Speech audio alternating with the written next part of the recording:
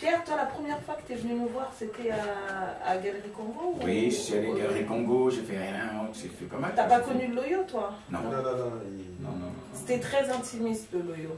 Encore plus intimiste. C'est même pas où c'est. Toi, t'as connu. C'était Parce que t'as été à la première, ouais. C'est là où j'ai fait ta connaissance. Celle de Lys. Au mois de mai? Non. En 2011? Oui. Parce qu'elle suivait Lys. Et c'est pour Lys qu'elle était là. Moi, je m'en souviens parce que Lys me l'a présenté. Je me souviens même comment t'étais habillée. Ouais. Moi, j'ai des photos de ce jour-là. En même temps, la vidéo de comment j'étais habillée, ça a été. Non, elle s'en souvient bien parce que c'était la Et t'avais déjà première. publié ton bouquin? Non. Ton premier, non? Elle a écrit un an après, c'est pas ça? Il est sorti quand ton premier percé? En novembre 2011. Tu filmes là, Joss? Novembre 2011. Novembre 2011. Percé. Comment ça s'est passé celui-là? Il s'est bien écoulé? Oui, parce que elle a quand même un réseau parallèle. Elle n'est pas très visible. C'était quel éditeur, pardon? Jet d'encre. Mais par contre, c'était du compte. Oui, c'est du compte d'éditeur. Ah non, c'est du compte d'auteur. Moi, j'en avais marre de mettre l'argent pour me faire publier. Je l'ai fait une fois. Là, c'est du compte d'éditeur. Oui.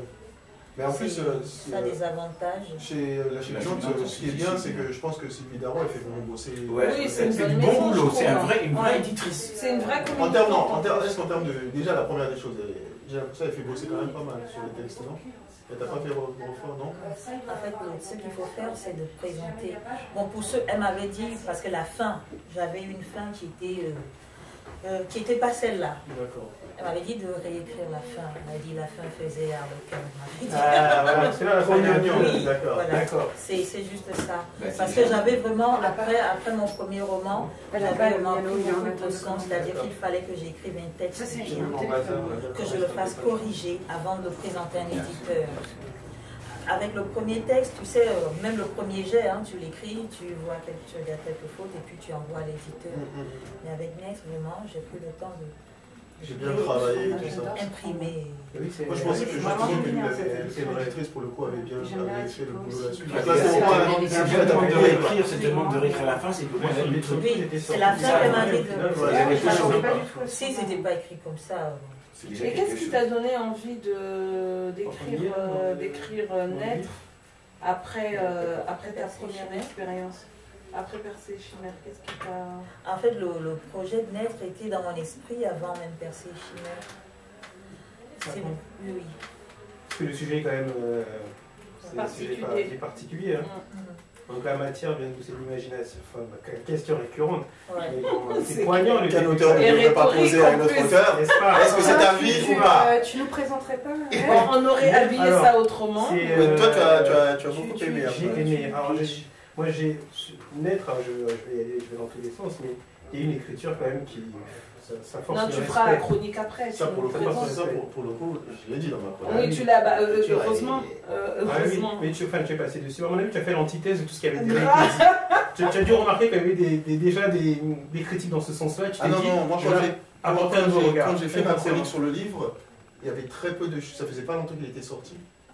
Il y avait quasi... Moi, j'ai pas trouvé d'autres... J'avais pas trouvé des... Il y avait Lys qui avait fait une chronique, Anthony Moulungi, puis c'était tout. Voilà, donc vraiment, je connaissais pas le bouquin. Je l'avais vraiment pas lu du tout. Et j'avais pas lu de chronique du tout là-dessus. Bon, c'est un roman sur la reconstruction. La reconstruction par le pardon. Et donc le roman, ça parle d'une relation entre une fille et sa mère. Mais il s'ouvre surtout sur une tentative d'avortement qui échoue. Et donc, il y a une raison avec le titre, naître, et puis parce que tout se joue à la naissance en fait, pour que cette fille soit vraiment, c'est Lucinda, le nom du personnage. Et donc Lucinda grandit comme ça, au début donc même après qu'elle soit venue au monde, sa mère la laisse chez sa sœur, Éphirie de mémoire. Et donc elle connaît sa mère qu'après, donc c'est une fille qui est le fruit d'un adultère. D'une femme qui se venge d'un homme au lâche, mais dans une société qui tolère ça. Et donc finalement, l'homme accepte de récupérer, entre guillemets, cette femme, à condition que Lucinda, cette fille, soit mise à la marge. Donc elle vit dans une dépendance, et je crois qu'elle passe pour une bonne même, elle a un statut assez particulier. C'est son lion en fait, un peu. C'est un peu ça, mais bon, après, quand même, il y a plus d'épisodes dans son rayon dans le texte. Non. Je dis ça parce que j'attaque Joss quelque part. Super. Non, c'est pour attaquer Joss après. Et, non, mais c'est vachement. J'ai aimé. Et en gros, cette fille passe son temps à espérer que sa mère vienne la voir le soir pour lui faire un câlin, pour qu'elle s'endorme et tout ça. Ouais. Et elle voit bien que sa mère n'est pas heureuse non plus, malgré cette concession qui fait que. Et elle se rend compte que cette maman n'est pas heureuse, elle voit bien les silences, elle voit que sa mère n'arrive pas à avoir d'enfant, mais bon, elle ne voit pas l'amour matérialisé dans ce couple entre sa maman et celui qu'elle appelle le père, pour dire la distance, je ne dis même pas le père, enfin elle appelle le Bah, et père. puis il se trouve que c'est pas le sien. Non, en plus. Et donc voilà, et ensuite, elle se construit, mais il n'y a rien qui se. Il n'y a aucune une harmonie entre les deux, elle s'en va, on vient en Europe, et elle essaie de il y a comme un déni, il y a toujours ce truc de ne pas reproduire le même schéma. Et malheureusement, pour prendre un raccourci, tout ça la rattrape. Tout ça la rattrape parce qu'elle n'a pas pensé ses blessures de départ. Et au final, le roman, suite à différents échecs, parce qu'elle tombe sur un amoureux, qui s'appelle Amos. Amos, tu sais, ça me fait penser au... Pourquoi ce nom du personnage? J'ai pensé à ce roman, le nom ne me revient pas. De quoi? De cet auteur-là, Amos, tu trouves... Tu trouves là? Qui a un lien ou pas? L'ivrogne dans la bourse. Pas du tout. Hein. Bon, comme je lisais en même temps des articles sur ça. Ah, un prénom biblique. D'accord. Et donc, cet homme qui est marié, qui est en France, qui s'est trouvé des papiers, donc pour lui, c'est une histoire. Et qui est aussi un gros loser. Hein. Qui est un gros loser, mais qui a d'autres qualités qui plaisent quand même, parce que voilà, il faut ces qualités-là. Et, mais au tu final, pourrais t'étendre, hein, parce c'est vrai. que, non, c'est un homme viril, un homme voilà, qui sait s'y prendre. Qui sait s'y prendre. À ce niveau-là, elle est complète, elle est satisfaite. Mais finalement, ça tourne court parce qu'elle n'arrive pas, c'est pas l'amour qu'elle veut, elle est toujours laissée à la marge. Et puis à la faveur d'une scène où, je crois, elle croise de mémoire cet homme avec sa femme, oui, voilà. bien sûr. Et puis elle se rend compte qu'elle n'aura jamais, il ne l'aime pas pour autant. D'après ce que je comprends, plusieurs fois elle essaie de rompre avec lui, plusieurs fois elle s'y remet parce que voilà, il sait s'y prendre. Que voulez-vous, la vie est si faite, d'après ce que je comprends. Et du coup, au final, elle se dit, bon, ben, il y a une phrase qui est forte, elle dit que sa mère a gagné. Dans le sens où elle se rend compte qu'elle n'arrive pas à se construire avant de régler ce problème de départ. Et du coup, elle repart dans la maison en briques rouges, c'était la maison principale où il y avait ses hommes. La maison rouge. Et elle s'en va régler ses problèmes. Voilà, régler ses problèmes. Et là, sa mère fait des révélations. Ils ont du mal à discuter. Il y a un froid, ils essaient de trouver, il y a une vraie distance. Et après, cette mère, quand même, raconte ce qui s'est passé entre le père en question qui a fait souffrir et qui a fait l'origine de tout ça et elle. Et donc, je pense que dans la démarche, le pardon vient aussi de là. Mais dans la lecture, malgré le fait qu'elle raconte ce qui arrive à cet homme qui est assez cruel, elle abandonne, entre guillemets. Mais il y a un élément déclencheur, quelque chose qui paraît anodin. Elle tombe sur les robes d'elle quand elle était enfant. Des robes qui font sourdre des choses, des sentiments que sa mère confectionnait. Exactement. Et donc à 29 ans, elle se réconcilie. C'est la chute. Tu sais que ça m'a fait penser justement le côté vengeance de la mère. Je ne sais pas si vous avez vu un film, The Diary of Mad Black Woman. Ouais, je l'ai vu moi, ça.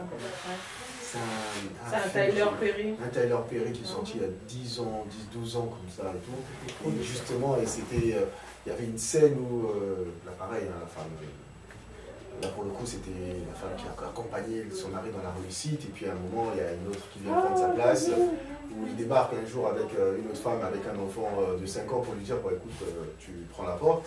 Et le gars il peut faire un accident, un truc comme ça. Voilà, et puis il a un accident, il est tétraplégique, et elle lui fait des choses abominables. Mais elle fait une vengeance, mais elle est vraiment quand tu... Et si tu arrives à ce moment-là du film, tu te dis, mais cette femme c'est une sorcière. Et ça m'a fait un peu penser au personnage de la maman qui fait des choses quand même à son mari qui sont... justement c'est pour ça que peut-être que moi j'ai un peu tilté sur l'histoire, c'est que ce côté réconciliation, peut-être que ça arrivait trop vite, mais j'ai trouvé trop facile. Moi, je pense que c'est juste une amorce en fait, de réconciliation. C'est un début. Oui, mais justement, ça vient. Ben justement, j'ai Aimé Boom qui m'a fait un commentaire en me disant ah oui, mais c'est. Moi, c'est ça. J'ai le sentiment où, après tout ce qu'il y a eu. Quand tu aurais voulu que la fille disent bah non, je vais d'abord te faire souffrir, maman. Bah, je sais pas, peut-être, je sais pas, mais justement cette réconciliation, c'est cette espèce d'esprit où on dit, j'ai pris ça chez Adebayor qui dit le sang est plus épais que l'eau. Tu vois, il y a ça, il y a de ça. Il y a le côté, le sang est plus épais que l'eau, donc quel que soit ce que tu as fait, de toutes les façons, on balaie un peu facilement. Et c'est vrai que c'est sur la fin, moi ça m'a gêné quoi, je me suis dit. Non mais ce qui est quand même des choses pas faciles, c'est ce qu'elle fait à son mari. Exactement, rien, quoi. Parce que c'est pas une femme. Oui, mais il y aurait eu que la réconciliation, le mari aussi est là, tu vois. Là, c'est une femme qui est trop facile. Mais encore vous avez creusé toute cette partie-là, mais bon, des femmes qui maltraitent leur mari par esprit de vengeance. J'en connais plus que sur les 10 doigts d'une main, donc je veux dire, il n'y a rien de surprenant, c'est un juste retour des choses. Par contre, moi ce qui... oui, un juste retour des choses, parce que même dans la vie c'est comme ça, hein, je pense que quelqu'un te fait un croche-patte, il y a un moment où tu en fais un autre, et puis voilà, c'est la vie. Ou littéralement, c'est génial quoi. Mais ceux qui seraient géniaux littéralement, c'est des femmes qui martèlent leur mari pour rien du tout. Non, ce que je veux dire, c'est que dans l'histoire, au-delà pour moi, le personnage central, c'est pas la mère, même si c'est elle qui est à l'origine de l'histoire. Pour moi, le personnage central, c'est la fille, en fait. Oui, non, mais et puis toute cette histoire de souffrance, qu'elle marine, j'ai trouvé ça un peu, je te rassure, hein, l'écriture est très poétique. Oui, on ouvre des pages au pif. Voilà, et on tombe sur c'est super bien écrit. Par contre, et j'ai trouvé qu'elle avait un vrai travail de résilience à faire parce que elle a mariné trop de choses qui ne valaient pas forcément le coup, quoi. Je veux dire, son Oedipe, il est trop développé. Là. Du coup, à des moments, c'est justement un autre côté où c'est larmoyant. Ouais, c'est... non. Après, moi... Exactement. Et c'est bien que... C'est pour ça que voilà, c'est très larmoyant. Et justement, le pardon arrive vite.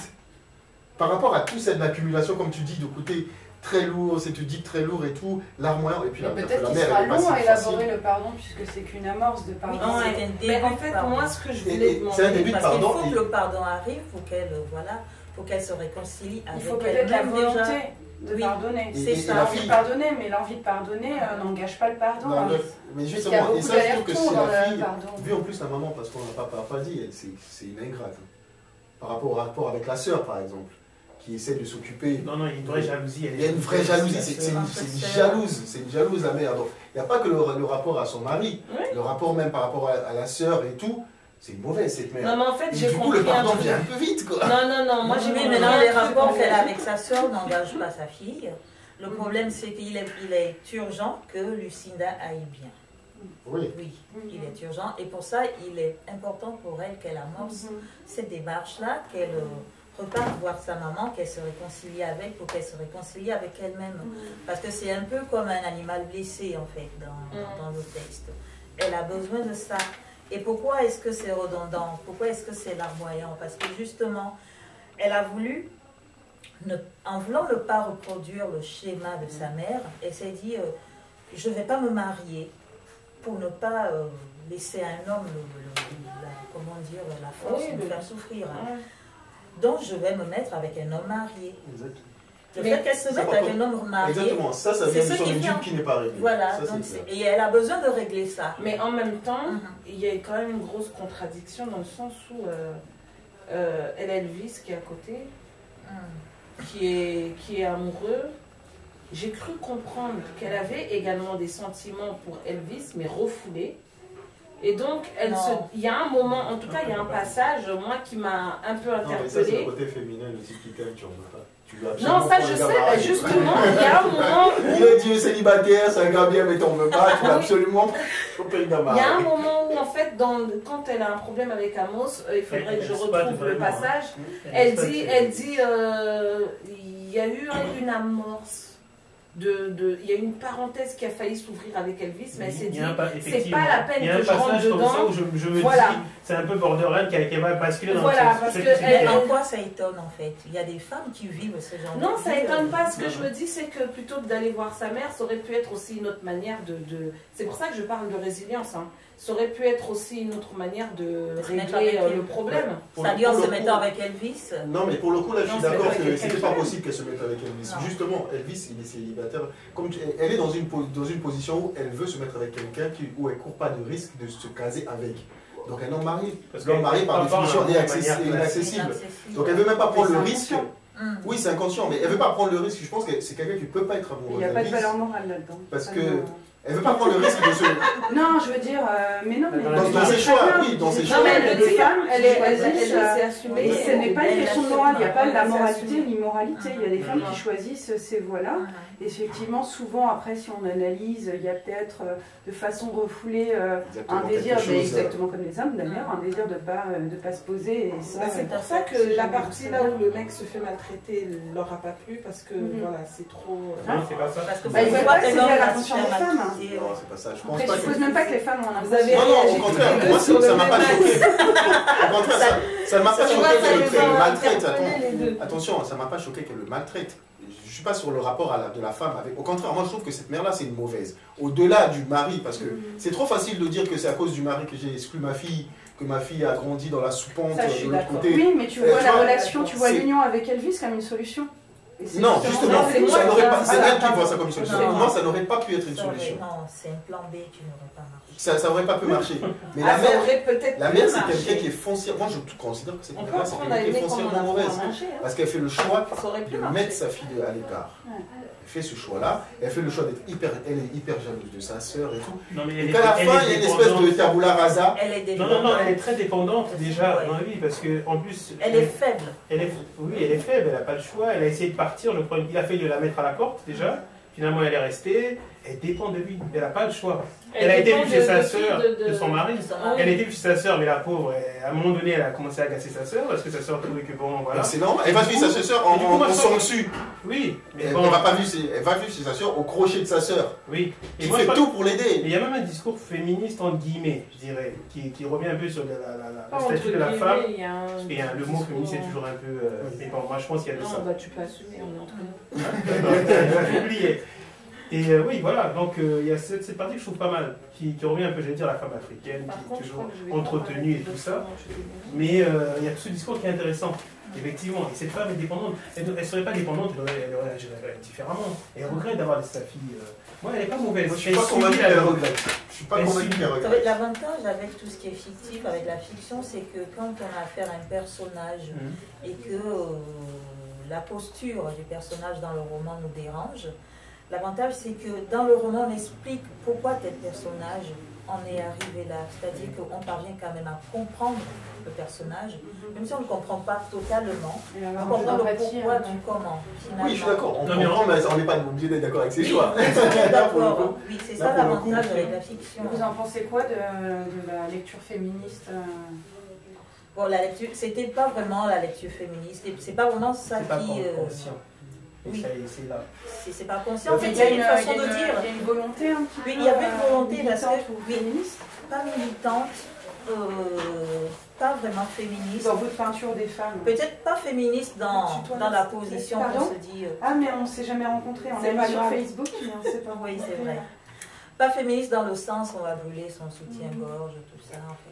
Je suis influencée un peu par, oui, mais ça, c'est, voilà, par mes valeurs familiales. Oui, mais il ne faut pas que l'Europe aussi vole le mot féminisme. Oui, oui. Le féminisme, c'est quoi? C'est que c'est des femmes qui savent, comment dire, à un moment donné, prendre leur vie en main, leur destin en main. Voilà, même si on a tendance à dire qu'en Afrique, les femmes étant mariées de force, bien vivant, comment dire, sous l'autorité de l'homme. En fait, on représente la femme comme quelqu'un de faible en Afrique. Mais c'est faux. Et ça, c'est totalement faux. C'est-à-dire qu'elle est présentée comme quelqu'un de faible. Hein. C'est très... Le matriarcat, même... Ah ouais. C'est-à-dire... Ça va nous rappeler un vieux sujet, là. Ça me rappelle une palabre. C'est pas vraiment la question du féminisme qui En fait, elle est, comment dire, elle n'est même pas secondaire dans le texte. Et du coup, le féminisme, il est dans la construction. Vous avez l'opportunité, en tant que romancière, tu as l'opportunité en tant que romancière d'écrire, de construire des personnages, d'étayer leur psychologie. Et là, c'est l'occasion formidable de construire des personnages féminins ambigus, complexes. Enfin, elles ont l'air assez insaisissables, toutes ces femmes, même si chacun est une sorcière. Leur sexuelle, qui assurent voilà, leurs choix sentimentaux. Pour moi aussi, c'est une autre façon d'aborder le féminisme. Alors, il y a une partie qui m'a un peu... Alors, c'est rigolo, mais je me suis dit, il y a une partie qui est assez, il y a quelques parties quand même qui sont assez explicites sur les petits moments d'intimité entre Amos et Lucinda. Et je me suis dit de l'écrire cette partie, ça. Voilà, en tant qu'écrivain, c'est toujours un exercice, toujours un peu délicat. Oui, c'est vraiment hyper cohérent. La réponse, après on fait le lien. Mais mécanique. Comment vous vous êtes senti à l'aise avec cette partie? Tu t'es senti à l'aise avec cette partie? Tranquille. Sans état d'âme, ouais. Je écris. D'accord, on fait peut-être le lien volcanique, sachant qu'on a eu, je me rappelle, tout un débat qu'on a eu justement sur le fait que les femmes, les hommes écrivent des textes, je me rappelle, avec des faits, en tout cas. Justement, il faut dire des trucs quand même. Voilà. Attends, j'ai pris un peu par hasard. Peur de ta voix qui tout saute et perce le silence de la nuit. Et moi, dans le silence, je supplie. J'implore dans le vide, puisque tu n'as pas envie de m'entendre. J'aimerais te dire qu'après tout ce temps, je n'ai jamais vraiment su à qui était la faute. J'ai cherché un bouc émissaire, mon Judas, Amos. Mais comme tu refuses de m'entendre, dans ma tête, j'exhume les cadavres de ceux qui avaient suivi la nuit de ton adultère. J'aimerais te dire que j'essaie d'aller bien. Je pourrais aller bien s'il n'y avait pas ces pensées. Pensées rances d'Amos et de moi forniquant. Pensées de sueur et de sexe. Pensées de la mort. Toutes ces pensées auxquelles j'ai du mal à m'habituer parce qu'elles me rappellent que la servitude putrifie l'homme. Comme un ver de terre, elle range, décompose et corrompt jusqu'à la moelle l'os de la dignité. Ces pensées me donnent envie de vomir, de crier, mais à quoi bon? Tu ne veux pas m'entendre. Je peux t'entendre pour le faire. Oui. Non, mais franchement, il y a un vrai effort. Il y a un vrai effort. Et ça se voit. Il y a un vrai effort d'écriture. C'est pour ça que, justement, moi, personnellement, en le lisant, je dis que c'est un vrai effort sur l'écriture qui a été fait. Et j'étais moins séduit par l'histoire, mais c'est vraiment... moi, je dirais pas que c'est un effort. Je sais pas, ça t'a demandé de l'effort, d'articuler les mots. Non, c'est de l'inspiration. Non, mais il y a beaucoup de relectures. Ah oui, beaucoup. C'est vrai qu'elle est revenue plusieurs fois. Dans l'inspiration, il y a beaucoup de travail quand même. Bah oui, elles sont très équilibrées. Oui, c'est trop bien sûr. C'est pour ça sur la tronc. Non. Ah oui. Elle n'écrit pas d'un jet. Oui, d'accord. Voilà, elle écrit d'un jet, il y a de la folie. Ça, je pense que c'est une écriture qui est travaillée dans le sens où, justement, on sent, comme tu as dit, il y a un équilibre. Il y a une certaine maîtrise, il y a un certain équilibre. Et je suis tout à fait d'accord. C'est pas le jet.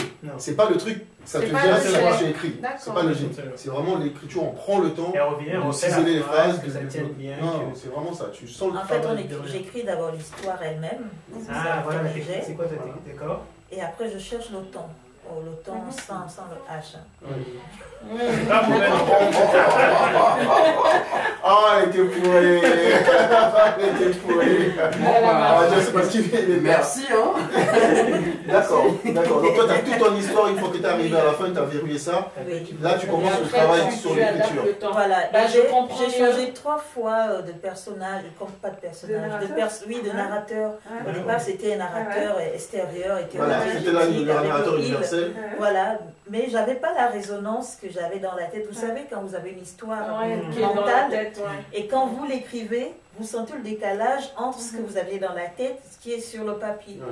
Et donc, j'ai changé de personne verbale. J'ai essayé le tu, le je. Il y a un truc qui est pas mal. Il y a le je, c'est pas mal. Juste une question. Il y a un tu sur la fin, mais sauf qu'elle dit tu, mais sa mère ne l'écoute pas. C'est particulier ça. Vers la fin, elle dit tu as fait ceci. Non, mais au début. Elle écrit de cette manière. Au début. Il y a un décalage dans les Il y a un décalage dans le tu. Ça crée la distance. Parce que c'est raconté à la deuxième. C'est raconté à la première. C'est le narrateur qui s'adresse à sa mère. D'accord. On parle. Ça m'a fait penser à La Belle Amour Humaine de Lionel Trujillo, justement, j'en ai parlé. La belle amour humaine de Lionel Trujillo, il est comme ça. C'est tu, et d'ailleurs, c'est un exercice. Et pour moi, c'est super difficile. J'ai bien compris, tu avais fait ça à la première personne et tu trouvais que j'avais d'abord fait la troisième avec le L. Oui, voilà, le L universel, le narrateur omnipotent. Voilà, c'est parce que on me dit quand on écrit avec le L, on a plus de liberté, justement, parce qu'on peut prendre la distance. Alors que quand on met le jeu, on a tendance à mettre l'auteur dans son texte, à penser qu'il s'agit de sa vie. Le danger du jeu, c'est que les gens t'identifient. Il y a quand même... Là encore, tu as écrit en pensant à... Comme quoi, c'est quand même une épée de Damoclès qui est là. Oui, mais c'est plus impliquant. Après, quand j'ai relu le texte et que la musicalité que je voulais retrouver, quand je ne la retrouvais pas, je vais assumer le jeu. Oui, mais même, voilà, parce que j'ai envie de dire que la manière dont c'est écrit, on s'interroge quand même. Comme on peut que s'interroger sur la portée autobiographique du texte. À cause du jeu. À cause du jeu. On s'interroge quand même. De toute façon, quand on prend du jeu, on prend le risque que le lecteur te lit. Après, je me suis dit, c'est trop convenu comme question. Qu'est-ce qu'il y a? Quelle est la part? Par contre, je trouve que c'est pour ça que je trouve que c'est super bien. D'autobiographie dans l'ouvrage. Je trouve que c'est super bien parce que justement, c'est que quand tu mets le jeu, tu prends le risque que les gens te lient à la chose. Mais tu prends aussi le risque que si c'est pas crédible, les gens ne rentrent pas dans l'histoire du tout. Le danger du jeu, c'est ça. Le danger du jeu, c'est que il faut que ce soit tellement crédible que les gens se disent que c'est vrai. Non, mais ça aide à la crédibilité. Le fait de prendre le jeu, déjà, ça aide. Non, mais le jeu te donne, tu dois plus jouer des émotions. Oui, mais ton jeu avec exactement. Ton jeu avec la psychologie qui ne va pas bien. Il faut que quand ça, tu mets le jeu, c'est ton troisième choix de point de vue. Le jeu. Non, mais moi je trouve que quand vous lisez, vous réfléchissez trop. Non, mais à la base, tu rentres dans inconsciemment. une histoire, elle te plaît ou elle te plaît Non, pas. je te rends pas compte. Non, tu réfléchis après, mais moi sur le truc d'abord, je vois si les tournures de phrases me plaisent, ça me raconte quelque chose. Est-ce que ça me parle? Mais non, si ça me parle pas, effectivement, ça me tombe des mains. Mais je suis pas là en train de me dire. Le fait que ça te parle, le temps. C'est juste, c'est non, mais tu vas dire c'est pas crédible. Tu vas dire c'est pas crédible. C'est vrai, quoi. Ce qui te permet justement de dire que ça te parle, c'est le temps. C'est le temps. Regarde ta nouvelle. Mais ça, ce que je veux dire, c'est que cette démarche. Mais ça se fait automatiquement parce que tu as une habitude de lecture. Non, mais ce que je veux dire, non. Avant d'atterrir dans les palabres, je lisais. Oui, mais Je veux dire, à la limite, c'est au contraire, c'est de venir lire pour les palabres qui est finalement une contrainte. Parce que je m'oblige à faire un exercice d'analyse que je ne fais pas quand je lis pour le plaisir. Non, parce que là, vous êtes trop dans la phrasologie, là. Le jeu, le tue, non. C'est ce qu'il écrit en ce moment, c'est pour ça qu'il dit ça. Mais bien sûr que non. Quand tu le même texte, dans Flot d'encre, c'est ce que j'ai fait, le même texte, tu prends un il qui est universel, tu prends un jeu, si dans les sentiments, le danger du jeu, c'est que ça veut dire que tu forces le lecteur à une proximité. Donc ça veut dire que d'un point de vue psychologique, d'un point de vue de l'émotion, tu ne peux pas te permettre l'erreur que tu peux te permettre avec un il qui regarde en haut, il prend du recul. Parce que tu peux même, vous êtes dans un point de vue d'auteur. Sûrement. Un lecteur, moi quand je lis le jeu, soit mais ça passe par le ressenti, soit je ne m'identifie pas. Justement, parce que si tu t'identifies pas, il y a beaucoup de livres, que tu lis, tu ne rentres pas dedans parce que tu sens qu'il y a un décalage. Tu sens qu'il y a un décalage entre ce que, par exemple, quand tu vas voir un auteur va mettre dans les mots de la bouche d'un enfant, par exemple, un vocabulaire qui n'est pas le sien. Tout de suite, tu rentres pas dans le truc. Parce que tu te dis, il met un jeu, l'enfant parle et le vocabulaire n'est pas le sien. Il aurait pris le même discours, il aurait mis ça, il aurait donné ça à un narrateur universel, ça serait passé. Mais là, à partir du moment où tu mets les mots dans la bouche d'un enfant, il faut que j'ai l'impression que c'est bien l'enfant qui me parle. Prends la même chose, tu mets ça sur un narrateur, tu mets la même chose, ça passera mieux. Donc c'est pour ça que c'est important, et c'est pour ça que je suis vraiment, c'est super, parce que là, pour le coup, ton jeu marche, parce qu'on rentre dedans. Est-ce que tu as eu l'impression de changer de style sur ce roman, pour revenir par rapport à oui, mais c'était urgent. Comment? C'était important pour moi. C'est important pour un auteur de... Pourquoi urgent? De changer de style? Oui, oui. Pas de changer de style, mais de mûrir, de maturer son écriture. Moi, oui, mais le style... Je disais avec Joss, je dis, moi, il y a des gens qui écrivent comme... moi, j'aime bien le cinéma. Lynch, d'autres qui veut écrire comme Tarantino. pour dire. Il y a des styles un peu classiques comme ça, un peu qui sont plus, Joss, tu me suis un peu dans ce que je veux dire. Il y a des styles un peu barrés comme Fiston ou Joss, sont des styles un peu fous. Est-ce qu'il y a eu un choix, toi, au début de ton écriture, de dire oui, je vais peut-être dans un style plutôt très académique, plus pas du tout naturel? C'est ta façon, c'est ta façon. Moi, je pense que j'ai trouvé. Voilà, l'urgence, c'était de coïncider avec des changements personnels en toi. Toi qui as grandi ou qui as mûri ou qui as évolué. Et le style, il n'est pas le même en fait, moi, selon à quel moment de la vie on est. Tu as approfondi juste. Ce que j'ai compris, moi, c'est que j'aime quand les structures littéraires elles-mêmes disent l'histoire. C'est-à-dire que puisqu'ils... Voilà, j'aime quand les mots, dans leur choix, dans la façon dont ils s'enchevêtrent, s'enchaînent, viennent dire l'histoire. Et donc, c'est quelque chose, c'est un exercice qui a été difficile.